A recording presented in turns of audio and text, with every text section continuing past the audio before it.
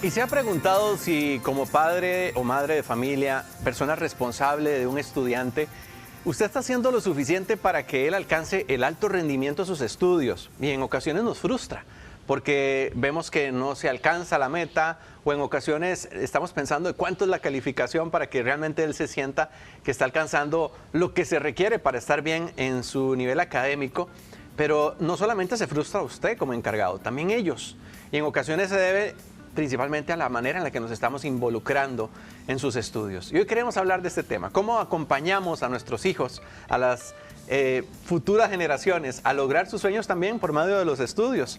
Y usted y yo podemos hacer algo también para que eso ocurra. Nos acompaña aquí la orientadora Carolina Cervantes, quien nos va a decir qué podemos hacer para que esto sea efectivo y que realmente hayan resultados. Bienvenida, Carolina, ¿cómo está? Gracias, Dani, ¿cómo estás? Muy bien, feliz de que nos acompañaras. Gracias, más bien. Feliz. Dentro de las experiencias con chicos, tanto niños como adolescentes, vemos que siempre hay una inquietud, el bendito estudio. ¿Por qué no sacan tiempo para el estudio y tal vez los resultados no les están favoreciendo? O la frustración, estoy haciendo todo mi esfuerzo y no lo logro, pero los papás, ¿qué papel juegan en esto? Hay una realidad. Y yo creo que me encantaría empezar con una palabra y es no tengan miedo, ¿verdad? Porque muchas veces los papás tenemos mucho miedo de que no alcancen la nota. Vos lo decías al principio. Y se nos olvida que siempre va a ser más relevante el ser que el hacer, sin que uno quite o desplace al otro, ¿verdad? Entonces los papás tenemos mucho temor. Cuando generamos temor, no generamos que fluyan pensamientos positivos hacia nuestros hijos o hacia nuestras hijas. Y tenemos que tener muchísimo cuidado, porque lo primero que ellos tienen que tener es la seguridad de que sí pueden hacerlo. O sea, que ellos sí tienen la capacidad, que sí van a salir adelante. Y los que transmitimos ese primer mensaje de seguridad somos nosotros los papás. Y si nosotros tenemos temor, ¿cómo hacemos para transmitir? Se transmite claro, eso, ¿verdad? Claro que sí, el temor se transmite porque en el momento en que yo siento ese miedo de que no van a alcanzar una meta, ¿verdad?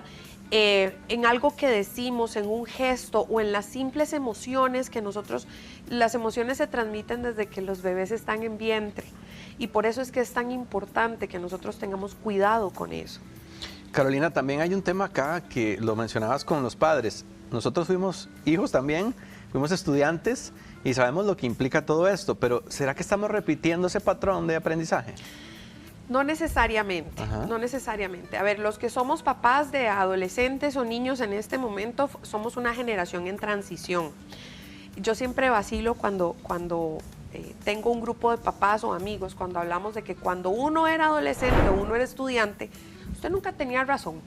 A usted lo regañaba el profe o la regañaba la profesora, tenía una mala nota, lo regañaba en el colegio y salía raspando en la casa también. Ahora las cosas han cambiado, ¿verdad? Y esa misma inseguridad, esa misma frustración que nosotros sentimos, es lo que de repente no quisiéramos que nuestros hijos sientan, pero no dejamos de sentir el temor que teníamos cuando éramos de esa edad.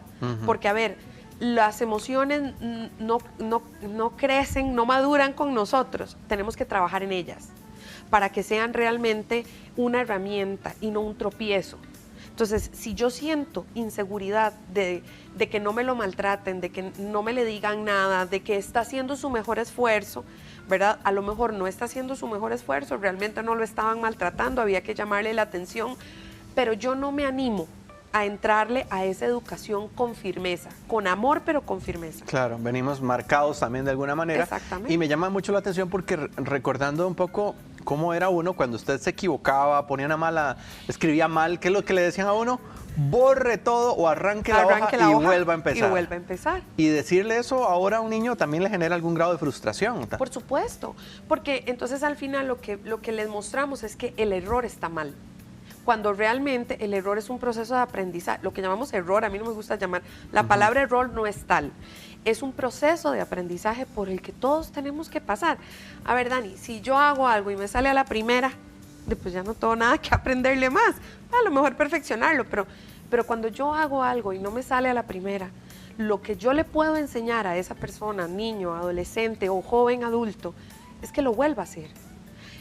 Y le tengo que enseñar que tiene que tener ese límite interno que te diga, no me voy a frustrar, en el primer momento, ¿verdad?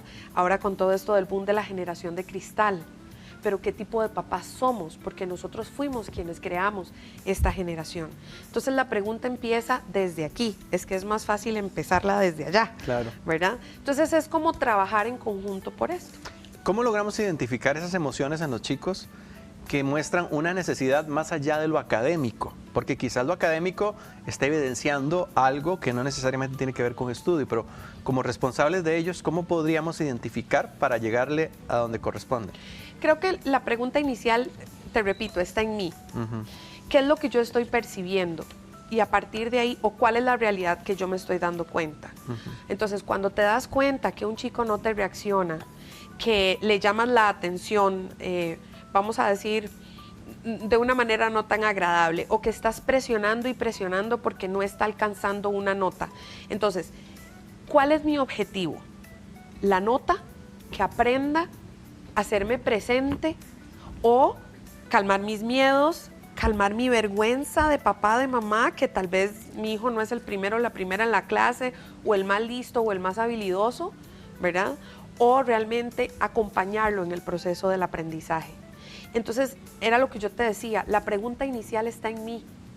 ¿Cuál es mi objetivo como mamá o como papá?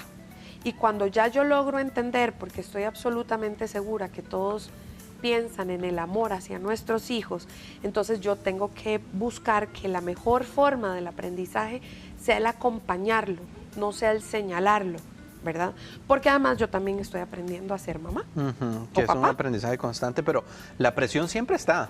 Siempre tenemos que tener ese autocontrol para evitar que ellos también se conviertan en personas intolerantes a la frustración. Y la presión no es mala, la presión la necesitamos. Está el estrés, que es el que necesitamos para salir adelante, y está un término que casi no se conoce, que es distrés, que es cuando ya el estrés se eleva el cortisol de tal manera que te empieza a bloquear. O sea, es que esto es biológico. No es que se lo inventan, no es que si un chico está muy ansioso, tiene mucho temor, le cuesta más pensar. Es igual que nosotros los adultos. Cuando estamos muy ansiosos, muy estresados o con muchísimo temor, no logramos tampoco clarificar bien nuestro pensamiento, y nuestro cuerpo lo expresa, porque a lo mejor la boca no, pero el cuerpo sí. Bueno, y estamos con Carolina Cervantes, orientadora con especialidad en desarrollo de talento humano, y por aquí tengo el WhatsApp de la radio también, que es el 7003-1234, para quienes nos quieran seguir escuchando por radio, tienen que ir a hacer algún mandado o están en carretera. Recuerden que seguimos en 92.3 FM Extra Radio, y háganos sus consultas. Si en algún momento usted ha tenido esa frustración o está pasando por algo con sus hijos, recuerde que también puede pues hacer la inquietud para que muchos otros se identifiquen y podamos pues recibir esas herramientas que son tan importantes para que nuestros hijos estudiantes logren sacar adelante también sus proyectos. Ahora, Carolina, me llama la atención algo. Tenemos muchos distractores. Si antes el estudio no era tan atractivo, ahora con todo lo que está alrededor menos. ¿Qué hacemos para que realmente los hijos se enfoquen en el estudio o lo vean por lo menos interesante, que algo los motive? Ok, hay dos palabras que los papás, los responsables, tenemos que hacer parte. Los papás, las mamás o los responsables tenemos que hacer parte de nuestro vocabulario. Número 1, límites, y número 2, negociación. Dependiendo de la edad, uno va a ser más visible que el otro. ¿Okay? Los límites siempre tienen que existir para nuestros niños, niñas, adolescentes, porque el límite, no te puedo dar la explicación biológica, pero se transcribe en amor en el cerebro de un niño, niña o adolescente. Si tú dejas a alguien hacer lo que quiera, lo que traduce es no les importo, ¿verdad? Entonces el límite es muy importante para ellos, su seguridad y su afianzamiento, la autoestima, ¿verdad? Es muy importante. Y la parte de negociación es porque nosotros tenemos que enseñarles a negociar. O sea, la vida es una negociación. Tú no das máximos, tú no exiges máximos y das mínimos. Repito, uno no puede dar mínimos esperando que le den máximos, porque eso no nos pasa a ninguno en la vida, ¿verdad? Tienes que ir a trabajar todos los días para que no te llame la atención y llegue tu salario. Tienes que pagar las cuentas para que no te embarguen nada, ¿verdad? Es lo mismo. Con ellos es igual, tenemos que enseñarlos a negociar. Esto se puede determinar tantas horas, tantas veces al día, ¿verdad? Esto va a depender de casa a casa, los expertos hablan de cantidad de horas por la mente, pero hay una realidad. Nuestros muchachos están expuestos a otro tipo de sociedad en la que nosotros crecimos y nosotros no tuvimos la capacidad de negociación porque no la desarrollamos. Lo vemos en las calles, lo vemos en los trabajos, lo vemos en los adultos que no logran poder comunicarse con otros de manera acertada, ¿verdad? Entonces, qué preocupante es cuando, si no lo tengo, ¿cómo lo enseño? Por eso te digo, siempre es importante desde la adultez trabajar el tema. Uh-huh. Bueno, y las consultas pueden llegar al 70031234, pero creo que algo que coincidimos todos los padres es en el deseo de que ellos logren salir bien en sus notas, y aquí vienen los extremos. La parte en donde soy sobreprotector o la que más bien no me involucro tanto y dejo que él sea el que trabaje. ¿Cómo logramos que haya un equilibrio y que realmente los resultados nos hagan sentir satisfechos a todos? Ambos son preocupantes. En los últimos tiempos hemos visto padres tan sobreprotectores que tenemos muchachos y muchachas que llegan a la universidad y tal vez por una mala nota o un trabajo no presentado tenemos al padre de familia buscando al profesor universitario. O sea, eso es como el escándalo mayor al que uno se ha enfrentado, ¿verdad? Ajá. Pero sí pasa, ¿verdad? Entonces, ¿qué capacidad o qué incapacidad está teniendo ese muchacho para poder abogar por sus derechos o para poder hacer una pregunta o para poder tolerar la frustración de algo que no logré, ¿verdad? Y que necesito practicarlo, ¿verdad? Que ese sería el extremo. Y está el otro, que entran y el chiquillo no lleva tareas, los de segundo o tercer grado no llevan tareas, no están haciendo absolutamente el trabajo de la escuela y la maestra dice, bueno, ¿con quién viven estos chiquitos? ¿Verdad? Entonces, yo creo que es entender que todo ser humano requiere un acompañamiento. Nosotros no podemos dejar a las personas solas en sus procesos de vida.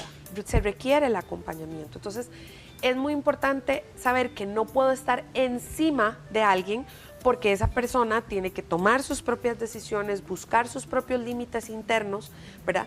Y muchas veces a través de la equivocación. Si tú pones el dedo en un fuego de cocina caliente, ya está, me quemé. ¿Te quemas? Y de fijo que no lo vuelvo a hacer. Ok, ¿verdad? Tal vez un poco el ejemplo un poco grotesco, pero es una realidad. Si yo hago esto de esta manera, si yo cambio un signo y la fórmula no me dio, pues entonces yo aprendo que esa no es la forma.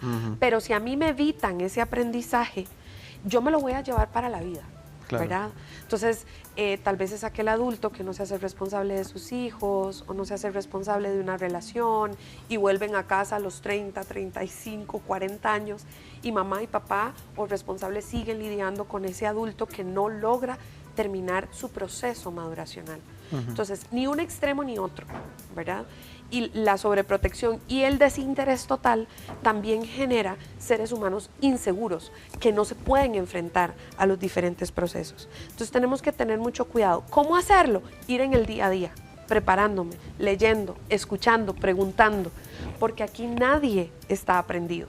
Todos estamos en el proceso. Esa frase me permite cerrar la conversación. Carolina, muchas gracias. Gracias porque este tema definitivamente nos deja tarea a todos y es desafiante como padres o responsables de nuestros hijos a la hora de atender sus estudios. ¿Dónde te pueden contactar para que también puedas guiarles en este proceso de ser padres? Con muchísimo gusto. Me pueden contactar al 8927-6409. 8927-6409. O en el Facebook, decidiendomifuturo.com y en el Instagram, elijo mi futuro CR. Excelente. Carolina, ¿qué tienes que hacer el fin de semana? Hay un baile o hay algo. Hay algo que te quiero invitar, pero no lo voy a hacer yo, lo va a hacer Chris Brennan, ¿está bien? Dale. Vamos a ver de qué se trata.